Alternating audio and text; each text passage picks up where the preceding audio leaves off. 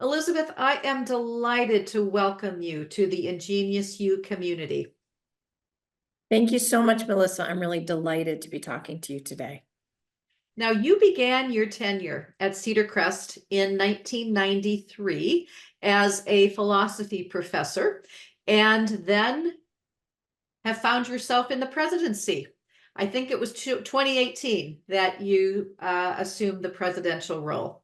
So, can you share key experiences or challenges that shaped your pathway to leadership and to the presidency in particular? Sure, I'd be happy to. I think I would actually start, since I was a philosophy professor, with a particular philosophy that I bring with me and I brought with me into my faculty position here at Cedar Crest. And that is a really deep belief that if you want change to happen, you have to be willing to lead the change. If you're the right person, you may not be the right person, but if you're able to lead the change, you need to be willing to do that. And that led me as a faculty member to say yes to virtually every opportunity that came my way. Would you like to help revise the general ed curriculum? Yes. Would you like to be the chair of the faculty executive committee? Yes. Would you like to be chair of the department? That actually was a no first, but it turned into a yes. And so I really have spent my entire career saying yes to opportunities where I felt that I could make a difference. And the primary one of those, I think, or the pivotal one, was my move into administration when I became the associate provost in 2011. I was asked by the provost to take it on. And at the time, she had a very contentious relationship with the faculty that I thought was damaging. I thought we were stalling as the academic unit. And I took it really hoping that I could help that relationship, right? And that I could help us move past whatever that was so that we could do the work that we were doing that was really important. That is such great advice, and particularly for emerging leaders and those who are starting out, to remember to always say yes to the opportunities that are placed in front of you, because you never know Right. where they might lead. So, let me ask you about some of the initiatives that have been implemented under your leadership. For example, Open the Door to What's Next strategic plan, which introduced initiatives like the Laptops for Learners program, the Sophomore Expedition, among other things. What inspired these programs, and what has the impact been so far? Yeah, I would actually take it back a step further, because our strategic plan, Open the Door to What's Next, is really a lot more than a collection of initiatives of things that we want to do. When we started the process of designing the next strategic plan, we very intentionally took a design thinking approach, because we're all aware of the criticism of strategic plans, that they're all plans and no strategy. And so my question was, how do we keep strategy front and center of everything we do, not just at the beginning of a strategic plan, but throughout? And the design thinking methodology really caught my imagination. And what it does, just as a really quick primer, as to keep us focused on trying to understand how our students and stakeholders experience the college. So the question isn't, what do I want to do, but what do our stakeholders need us to be? It requires us to focus on the problems we're trying to solve, and then to design solutions that we prototype and test and iterate. So instead of being initiative driven, so what do we want to do over the next 3 years? We asked, what would have to be true for our students to succeed, for us to be financially stronger, for our community to feel a sense of belonging? And we went from there. So you mentioned the Laptops for Learners initiatives, and I'm really, really proud of that. So the question is, we have a a very diverse student population, and they come from a very diverse range of socioeconomic backgrounds. What has to happen for all of our students to succeed? Well, one of the answers was to erase the digital divide. We had students coming to Cedar Crest with their 9th grade issue Chromebook, and others with the latest, greatest Apple laptop, but we don't support Apple. And so the Laptops for Learners initiatives gives all of our incoming freshmen the same laptop, preloaded with all of the software that they're going to need to be successful. If they're nurses, it's got the proctoring software. If they're in the social sciences, it's got the SSI software. And if it breaks, they just go to the IT help desk and they get another one that is still loaded, so that they don't experience an interruption in their learning by sending it away to Apple for 2 weeks or scheduling a Geek Squad visit 2 weeks from now. And so that was a really, really powerful thing. We're just a couple weeks into it. Our freshmen this year got it. But I know they were all able to hit the ground running, and they all knew they had what they needed to succeed, at least on the technology front. That is a terrific initiative. The idea, and I'm also really glad to hear you talk about design thinking and the importance of starting from the perspective of your learners in terms of what they need. Now that, as you know, is somewhat counter-revolutionary to how we often do things in the academy, right? So was that at all an issue in terms of helping people to look at things from a different or through a different lens?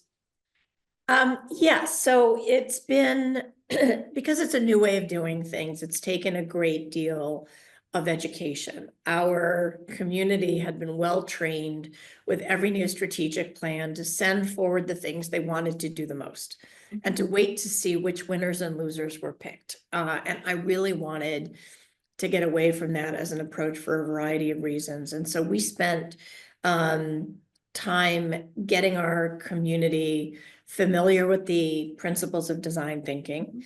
Our provost led that charge.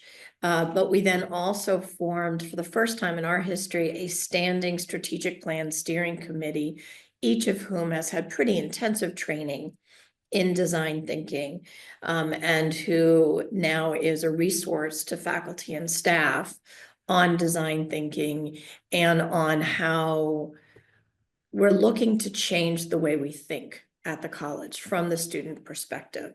I will say it's a gradual process. It takes a long time, but I've been really happy with the results so far. Yeah, well, congratulations. Good for you. And it's, I think, a much needed direction for all of our colleges and universities to pursue. Now, let me change direction here a little bit. And I want to talk about enrollment challenges and the budget. In 2023, you faced, I believe, a 4.5% drop in full-time enrollment, like a lot of small colleges, leading to a $3.7 million budget shortfall. Is that correct? Yes. Yeah, okay. So instead of making cuts, I understand that you opted for a growth-focused plan. Can you tell us more about that and some of the specific strategies you put in place and any early results that you've achieved? Sure. I'm actually going to jump to the results because we saw a 3.6% increase in enrollment this fall. Congratulations. Thank you. Largely as a result of the work that we did last year. So when the extent of the budget deficit and enrollment drop became known very, very early in the fall of 2023, I took 2 of my cabinet members offsite and said, okay, this is not sustainable. We cannot keep doing this. We can't sit here. And I should say that when I say we can't keep doing it, from this point on, we have a history of balanced budgets at Cedar Crest, which is why this was such a shock to us. And I I said, we need to put everything on the table. What do we have to cut? Right? You have to start with that. And we laid absolutely everything. I said, no matter how outlandish, I just need to know what could we possibly get by cutting. And so we put every idea out on the table and realized that because we ran a fiscally tight ship, we couldn't cut our way to a balance. And that any cutting that we would do would sacrifice revenue. And so I said, all right, well, so we've done that. We've faced that. We've looked it in the eye, and without having to think about our friends back on campus and what if we eliminate this? What if we sell this? And said, okay, let's imagine now that we can do whatever it is we need to do. Where are the areas where we could get growth before the fall, before next fall? And we turned to market research data that showed where we had underperformed. So in areas where there was still very clear demand in our area, we had underperformed. And we talked about a really large number of things. Again, I said, put everything on the table, no matter how crazy. And so we, as a first step, the first strategy was, okay, these are the programs where we underperformed. Can we still get spring enrollment? If we change something, can we still get spring enrollment? Can we get summer enrollment? And so we, again, although we were in a budget deficit, found some funds, some of which came from a donor, and we invested in very, very targeted marketing of those programs, each of which yielded more enrollment, both for the spring and then for the fall. And so I got very enamored of this process of identifying areas where growth was possible, because it's always possible to pour money into areas where you're never going to grow. Exactly, yeah. But to identify, to have very good data behind why we thought there was a possibility to grow, and to put together a growth plan. What I charged the team to do was to come up with a business plan that we could give to the board by May, that would show if we invested in these programs in these ways, this is the revenue that we expected. And to put all of our, essentially our reputations on the line, right? So we had to feel secure. It wasn't just throw money at it and hope we do better. Right. But targeted program by program with a very targeted marketing strategy. We started that process, and then I became acquainted with a company called Core Education, whom I became acquainted with at the CIC President's Institute last year. And they were talking about doing this, but they had so many more resources at their disposal that I realized they could help us get to a business plan much, much faster. So I engaged them in January of last year. And worked with them to identify a number of vectors for growth, how much money would have to be invested. We have clear outcomes. And so we presented that to the board in the summer and are moving on it. So I want to give you a couple of examples of how it was successful. Yeah. One of the things that we did as a result of our work with Core and their analysis of our home market is we made a significant investment in elevating our brand in the Lehigh Valley region. Billboards, buses, bus shelters, we were everywhere in the Lehigh Valley. As a result, we saw our freshman classes, proportion of students from the Lehigh Valley increased 7% year over year. Right. And the fact that we exceeded our enrollment projection in this fall with the terrible impacts of the FAFSA was in part due to that elevation in the Lehigh Valley. We did a price reset on our adult undergraduate tuition again, based on the market research we had done, and saw a 40% increase in new student enrollment this fall. Wow. How much was the reset? It was about 25%. Yeah. Okay. We had a occupational therapy doctorate class, which under-enrolled last fall at 18. Again, we targeted resources to it and increased that class from 18 last year to 26 this year. Mm. While other OTD programs did not make their enrollment goals. There is some declining enrollment around occupational therapy at the moment. And so you can go program by program and see where we've been able to increase revenue. Another example was to increase auxiliary revenue.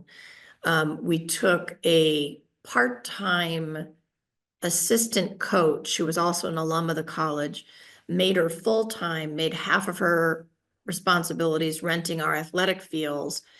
And she, I mean, blew away our enrollment projections for renting our athletic fields. Having a dedicated person to do it not only paid her the half of her salary that was supported by it, but fed money back into the college budget. Mm. Boy, now I know our listeners are going to have at least a couple of questions, and I don't know what you're at liberty to share, but Sure. other than the OTD, what other areas did you target where the data suggested there was room for growth? And the second question is, what market research data sources did you use for your analysis? Yep. Another area that we targeted for growth and saw a return was our accelerated Bachelor of Science in Nursing. And our two largest employers in the Lehigh Valley are hospital systems. Sure. So that's really no wonder, but we did better with our Masters of Science in Forensic Science as well. That had a sharp increase, and our MBA. Oh, Mostly at the graduate level, because we all sure. know what's happening at the undergraduate level right now. I'm sorry, what was the second part of your Oh, question? the market research The market data research. data sources. What data Sure. did you use? Sure. Well, we had before we found out about the enrollment drop, had engaged with Hanover Oh, sure. Research.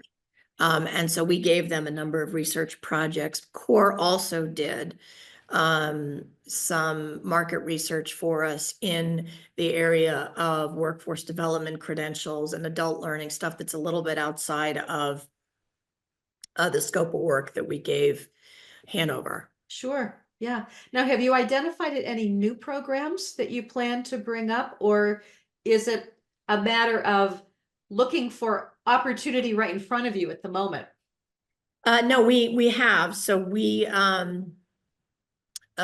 just approved in October, the board just approved in October, 3 new majors, computer science, cybersecurity, and data science. We had them as minors, Sure. but now they will be majors. And that is part of an initiative we're launching, which is the Harmon Center for Leadership and Technology. This is now mostly funded by a bequest from an alumna that happened to come in at the time. And I have long said at Cedar Crest that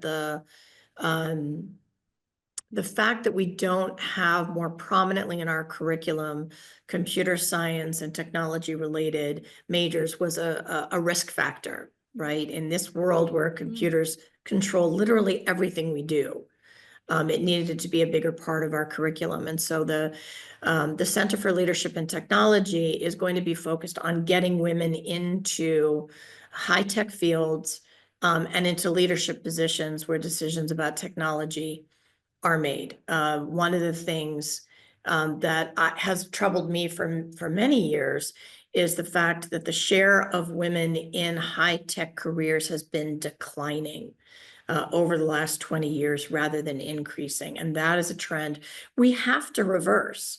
We absolutely, for the good of all society, we have to have more women at the table when decisions are being made about the technologies that are developed and the applications of that technology. So that is both going to help from a revenue point of view. It's going to bring in students who wouldn't otherwise look at us, but it's also so central to our mission that it's one of the things I'm most excited about right now. Well, and you answered my next question, which was to ask you about what you're doing to advance women in STEM, and to give it the context of the mission, which at the outset, I should have asked you to give us a little high-level overview about Cedar Crest for people that they aren't familiar. As you know, we have listeners all over the globe. So what else could you say about Cedar Crest in terms of the mission and the vision?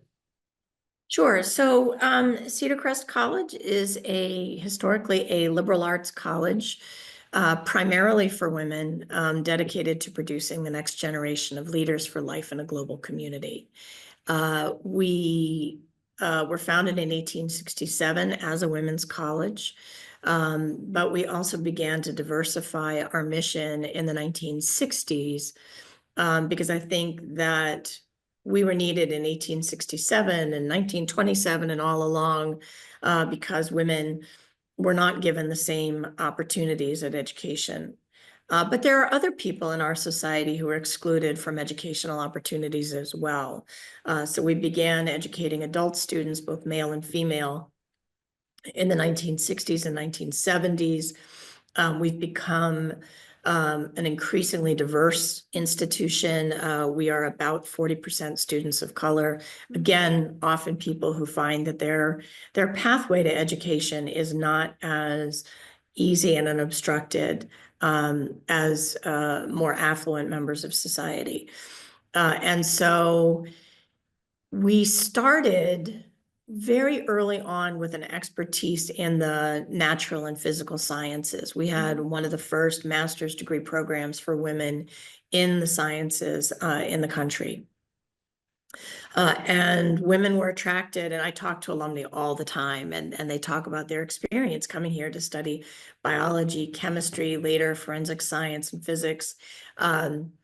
That they had not been able to really participate in high school because the boys did the experiments and the girls kept the lab notebooks or something like that. And so here they were able to do everything. And we have alumni in the sciences at every level, from USAID to the boardrooms of major pharmaceutical corporations.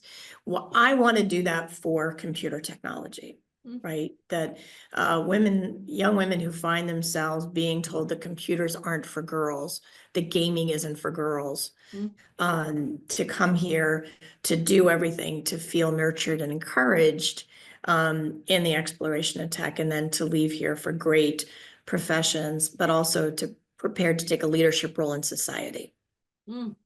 Let me ask you about the high percentage of students of color and what you're doing institutionally to support, to promote a culture of inclusion for these students, but for all your students, actually. Yeah, I mean, the principle of belonging, that we want to be in a community where people find a sense of belonging, is very central to everything that we do. It starts with our chief diversity officer, who's a really valuable, cherished member of my cabinet. But we have on really right in the center of campus, the Center for Diversity and Inclusion, which I moved out of a basement into a fully renovated, dedicated building, which is one of our heritage buildings. It was the third building ever built on campus, because I think that where you put your diversity initiatives, where you put your safe spaces matters. And a basement space that wasn't being fully utilized made it look like this was an afterthought. We have a very robust set of resources for people. So at the Center for Diversity and Inclusion, we have paid student leadership positions. They're called diversity advocates. They Mm. represent any number of aspects of intersectional identities. They run themselves programming, talking circles. Wednesday, they ran a really moving ceremony for the Transgender Day of Awareness. They ran our voter registration drives. They run so much about what it means to be engaged and to belong in a community. But what they do is linked to a faculty and staff diversity council, to faculty and staff diversity advocates that sit on search committees and that are available as a resource. We have employee resource groups for faculty and staff of color, for LGBTQ staff and allies. It's very deeply ingrained in everything that we do, and it's very, very visible. The language of belonging is visible. The external signs of belonging are invisible. We do climate surveys annually and share the results with the community, and try to learn from that how we can be better. The notion of belonging and focusing on belonging as an overarching framework is a very powerful notion, I think. I don't know if you're familiar, there's a book that was published not very long ago by a psychology professor at Stanford on belonging, and it's a wonderful read if you haven't. I haven't read it. Okay, No. I'll send it to you offline. That'd be great. So, Thank you. yeah. So let me ask you a little bit more about your leadership style and philosophy. You talked about this at the outset, and as a woman leading a women's college, I'd love to hear more about how you perceive of your style, how others might experience you as a leader, and if there are unique aspects or challenges that you encounter as a leader that may or may not be related to the fact that you're at a women's college. Sure. I think that what defines my leadership style is the notion of inclusivity. It is very, very important to me to make sure that I hear everybody's views, that I always ask, do we have the right people at the table? Who else needs to be in the room while we make the decision? And I described it once to my cabinet, and maybe it's a kind of an unfortunate metaphor, but like being the axle around which the wheels spin. And so my role, I think, is to keep the wheels turning and moving and ensuring that we have a smooth ride. I think, though, that what I would say is that somebody who has an inclusive view of leadership has to be ready to encounter the perception that you are slow to act because you're stopping to get people's views and stopping to get all the right people around the table, that you are weak, right? Because you lead with what does everybody want to do, rather than this is what I want to do. And you have to be very intentional around that. So you have to make clear, for example, that being an inclusive leader does not mean governing by consensus. We are not going to always have consensus. And it is going to be, in a number of cases, true that I am the one making the decision. I try to be very clear with everybody when this is my decision to make or this is your decision to make. I want to hear from you, but that doesn't always mean you get to make the decision. But I hope that everybody understands that I genuinely want to hear what they want out of the decision, what they want to have happen. But that they also need to hear that sometimes the decision won't be the one that they wanted. Boy, that's very wise. I interviewed Dr. Carol Christ a little while ago, who you I'm sure you know, just stepped down at the age of 80 from the chancellorship at UC Berkeley. But she had been at Smith College, as you know, for several years as a part of her journey, and talked about how she grew into a level of comfort with the need to be decisive. Like you, she's a very inclusive leader, but she said that need to balance being inclusive, expressing that, but also being decisive when you need to be decisive, that was not something that naturally comes with us when we're born, right? We have to learn that capacity. So I'm curious how you would react to that.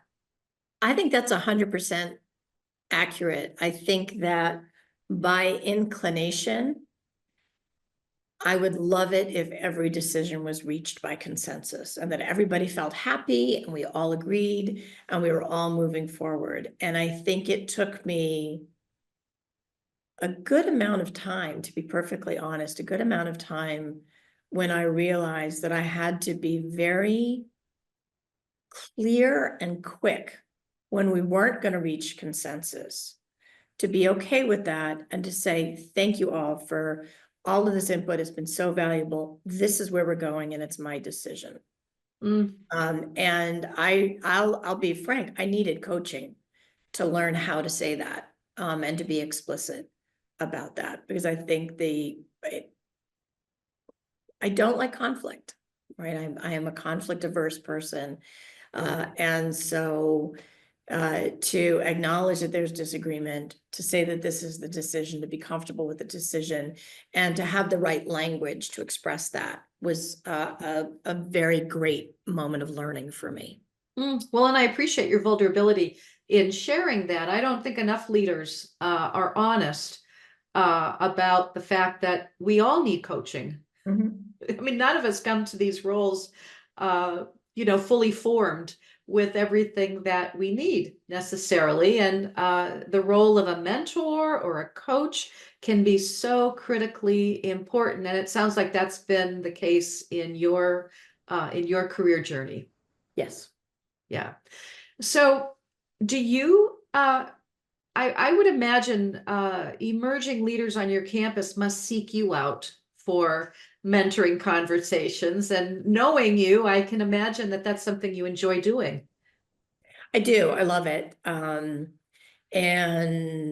because I like process and I like talking through process and I like systems thinking. So yes, I have a number of members of my cabinet have shared with me that they would like a presidency at some point in their future. And they're all different ages. They're all different amounts of time away from a presidency. And so I have been very intentional about providing them with professional development opportunities of all sorts, to talk through them, to set aside time at our weekly meetings Sure. to talk about what their next steps are. Again, depending on where they are in their career. For some, it's, building a portfolio. What do you want to have on your resume when you go out on the job market as a president? How do we get you that experience? If you're a provost, how do we get you some fundraising experience? If you're a student affairs professional, how can we get you some curriculum experience? If you're, any one of those people, how do we get you a much better understanding of the financial model of higher education and the budgeting process? And so that's been an absolute joy to do with them. And I tell you, Melissa, I will die happy if all four of them get a presidency at some point. Well, I hope they know how lucky they are to have you as their mentor, because not enough, there isn't enough of that happening, I don't think, in higher ed. And as you know, I teach in a doctoral program and I have a lot of students who want to be presidents. And I always tell them, go get a mentor, if you don't have one, and look at your own in-house to see if there's somebody who could be helpful. The questions you are asking of them strike me as such valuable questions.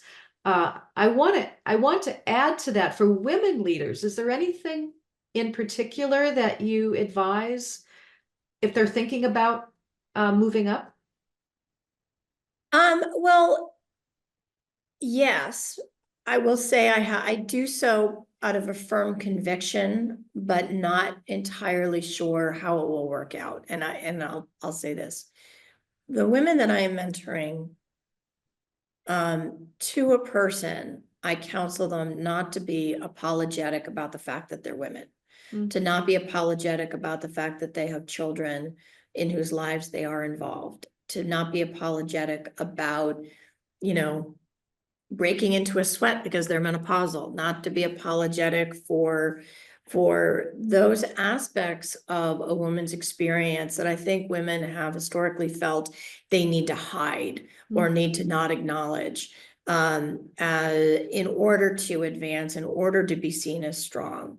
And I think we won't break that if we don't have women who are brave enough to stand up and say, I know we're in the middle of a really important meeting right now, but I really have to go pick up my kids, take a pause for 15 minutes. I'll be back on my phone. And not to try to hide it in some other reason that might be more palatable to people who believe you should pretend you're a person without a female body and a female life. Mm. Yeah, that's a very affirming and freeing way to think about women's leadership in higher ed in particular. Do you think the women's college environment makes that easier?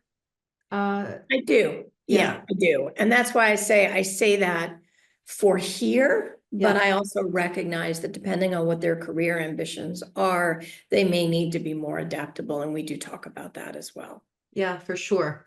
So let me ask you about balancing tradition and innovation, because you've clearly driven innovation there, as we've already discussed, and you have such a rich history dating back to the mid 1860s. So how do you think about balancing that sense of tradition while also driving innovation and bringing the institution into current the current context? Yeah, I think it all starts with the mission that every institution needs to have a very clear understanding of what its mission is and the connection between how the mission serves its students today and how it served it in the past. You can't sever that tie, but nor can you believe that women in 2024 have the same needs, aspirations, goals, or life experience as women in 1867. So the question we ask is, well, the mission in 1867 did that. What is it doing today? How is it different? And how is it serving the students? And I alluded to that earlier when I said, we were founded to open the doors of education to women who couldn't go to college because college didn't accept women. So the analog today is we open the doors of education to, frankly, all those who want it, but really we're very, very much attuned to people for whom the path of education is not easy or accepted or taken for granted. People for whom our ability to open the door a little bit wider than somebody else might be able to makes all the difference in the world. So the mission, there has to be a continuity of mission from your founding to today. You have to understand and be able to articulate the way in which the mission both relates to your historic identity, but also is relevant and serves the student population today. Now let's talk about how you have evolved and changed in the role over the years. The fact that you are still in the role, I think, are you now over the average tenure? Oh, yeah.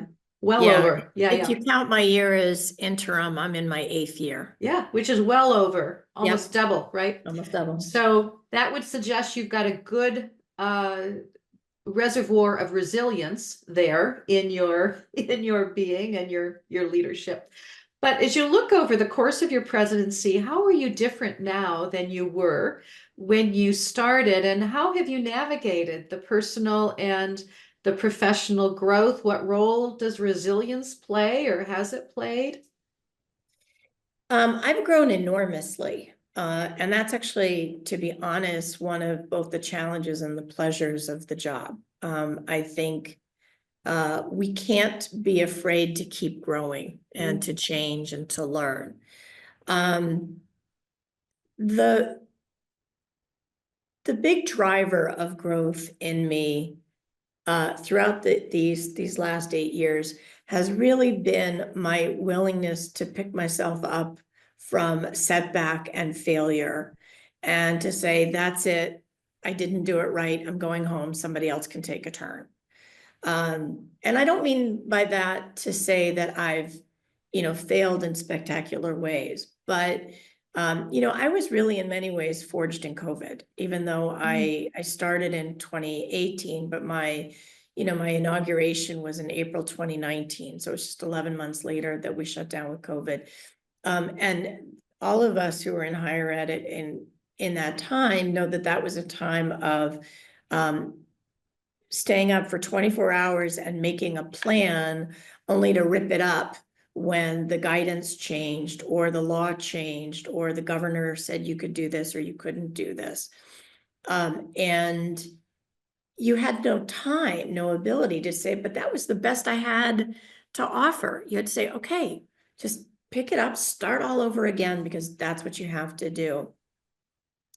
And the setback last fall was really, really hard for me, Melissa. I give everything I do the very best I have. And for us to have all of our enrollment go down at one time, to have that unexpected budget deficit was a gut punch like you can't even imagine. And part of me wants to say, I'm just going to go and resign because clearly I can't do this and the board can get somebody else. And I really had to reach deep and say, sure, you can do that, but you have the knowledge to fix it. So rather than sit there saying, well, why didn't I forecast this enough? Why didn't I see it coming? What did I do wrong? Dig in and say, okay, I'm going to fix it. And that was really empowering for me. It was humbling because I had to live with my failure. But it was empowering to say, but I don't have to be defined by it. And I can be defined by turning it around, because it wasn't, I'm calling it as if it was my personal failure. At the end of the day, it wasn't. I don't control everything that happens in the world. But I was responsible for it. I needed to own the responsibility, but then lead the change. Boy, and to be able to step back and say, I'm not going to let this define me, this particular experience, you really reframed it, I think, right? As a way of then being able to move forward and dig in and do what you needed to do, as opposed to being stuck. And that is such a valuable lesson for all of us. So thank you. Thank you for sharing that. And well, you're not alone. How many times have we heard this from leaders in the last few years in particular? So let me ask you as a follow-on to that about work-life balance, because obviously when you're all in to the extent that you are, and yet I know you have a family, you have a life outside of your work. How do you, I mean, is it even possible to balance, or how do you think about balancing? So no, it's not possible to balance. And I think that if that's what you're looking for, you're always going to feel deficient, both in your home life and at your work life.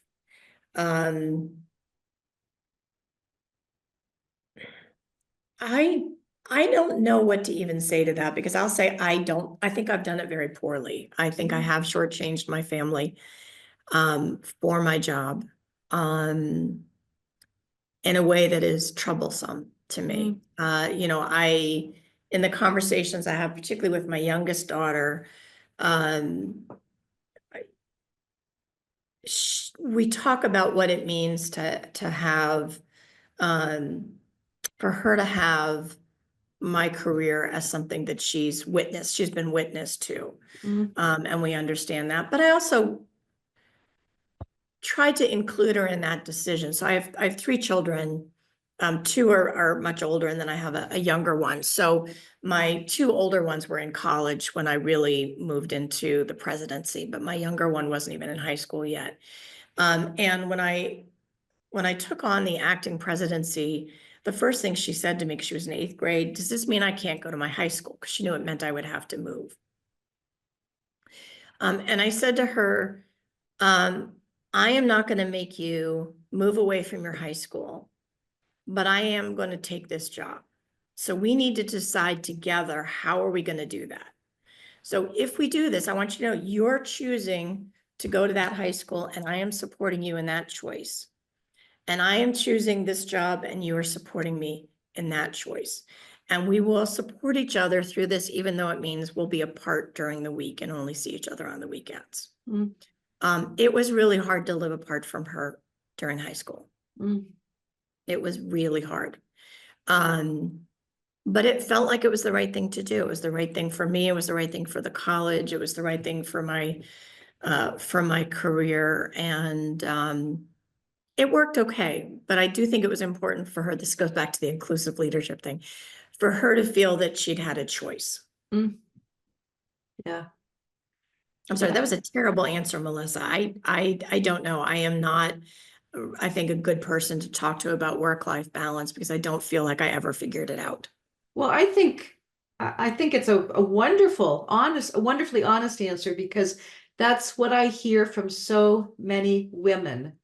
And I don't want to make this a gender issue, but I rarely hear this from men who Mhm. are in the senior leadership roles. And that could be a podcast all Sure. onto itself. But I do Right. think I'd love I mean, is there any truth to that, do you think? I mean, does this just play out differently for women who are in the most senior roles?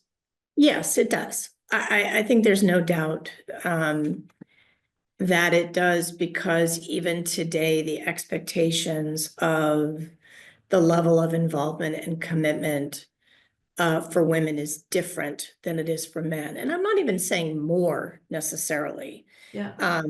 but it's different.